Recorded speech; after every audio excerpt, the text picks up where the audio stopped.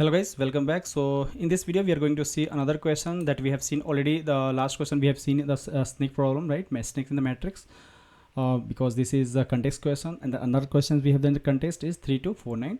Count the number of good nodes. So let's read the question, what it is saying. So there is a undirected tree with n nodes, level from 0 to n minus 1, and rooted node we have 0. So you are given a 2D integer array that is called edges of length n minus 1, where edges is at you can say I, A and B. Two edges are there because two nodes is there, A and B, and that indicates that there is a edge between the node A and B in the tree. So a node is good if all the subtree rooted at its children have the same size. Then we have to return the number of good nodes in the given tree. Means we have to find the number of good nodes. So what is the good nodes? A node is good if all the subtree rooted at its children have the same size. No size are different. In that case, we'll say it's a good subtree, right? Good nodes. And then we have to return. We have to count and we have to return. Then a subtree of a tree name is a tree consisting of nodes in a tree name and all its descendants, that you already knows. So let's see the input. Okay, and you can see the explanation here, right? So in the input it is given, the edges are given, so you can construct this problem, right? You can construct this tree, and we have to count the nodes.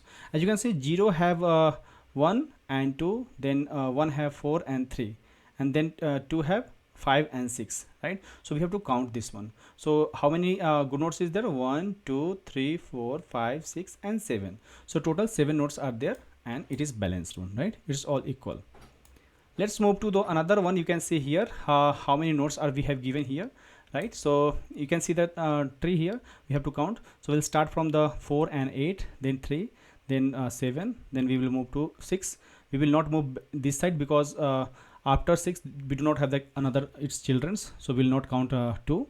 Then we will move to 5, and we will not count 1 similarly because we do not have kids into the 5, right? And that's why if you count this is total number of 6 is coming. I hope you understand the problem, what we have to count. We have to find it, and let's see the solution. So what we have to do, we have to build a graph first of all, because we have given the edges are given, right? This is a graph problem, but it will definitely it will say you can say tree.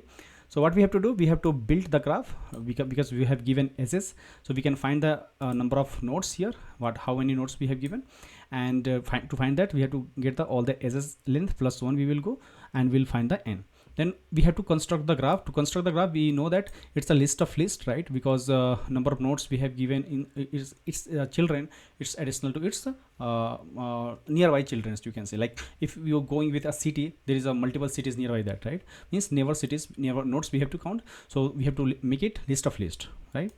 And for now we will take a loop for all the nodes, and we'll put on the graph, right? So how many nodes is there? Then all nodes should have its neighbor children, right? So we can see it's connecting nodes, we can see, right? I hope you understand this problem. Let me take a screenshot, then I can discuss more. Okay, so what we are talking about, let's understand here. So give me 1 second. Yeah, here. So you can see what we are talking about. Let's suppose we have node here given, right? So if there is 2 nodes, let's suppose, so we will take 2 nodes on the graph, and we'll say its node is from here to here, and if it is connected with here to here, so we have to take, right? So for all, how many nodes will be on the graph? So 2 nodes will be there. How many neighbors are there? So we have to take all the nodes here, right? Like this we will take. So we are taking like this. Okay, then we'll take what all edges will construct, and we'll get one edges at time. So when you take one edges, there should be one x and another should be y, right?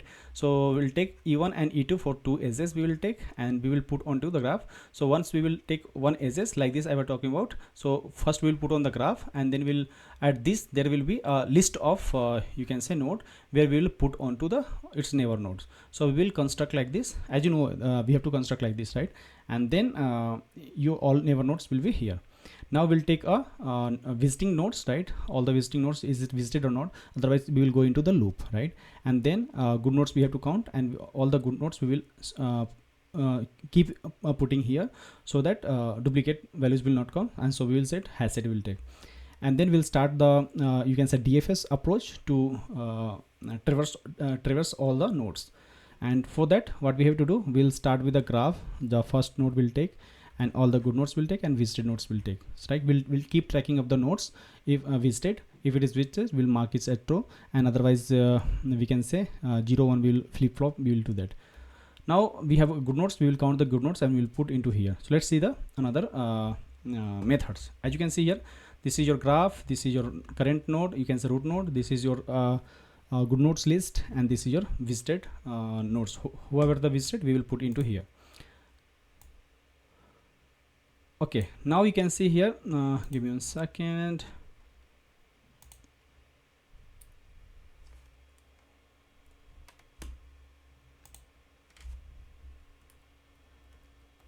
Okay, so now you can see we have given graph, we have given node, we have given good nodes, we have given visited, we have given, right?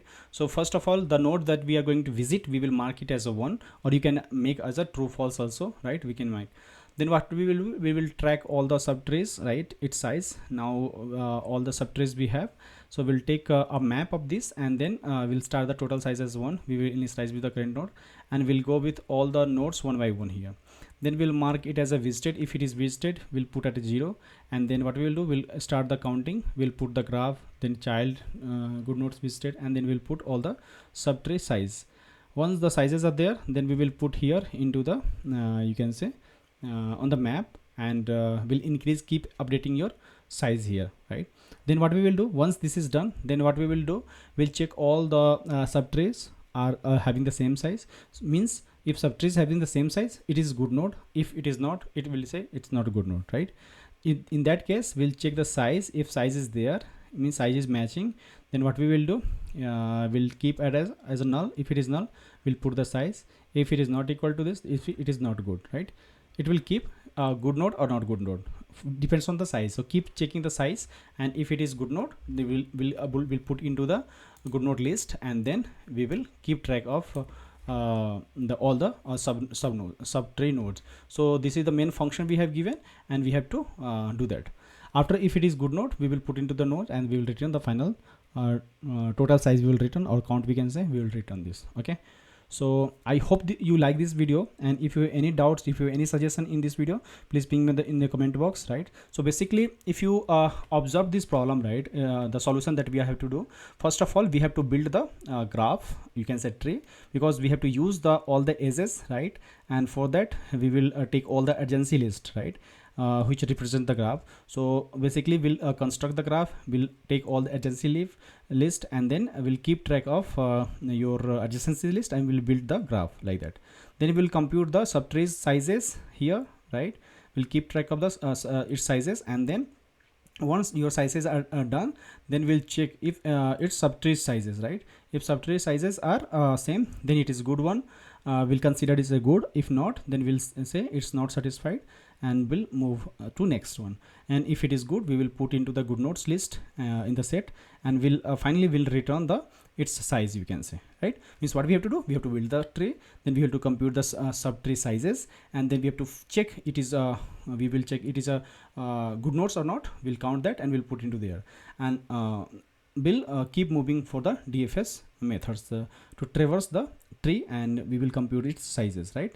So if you'll talk about the complexity, I'll hope you understand the problem, and I want to keep to comment the time complexity and space complexity in the comment. Thank you for watching this video. Let's see the next question that we have. Next question we have is find the count of monolinear pair 1. It is a hard question, so let's see.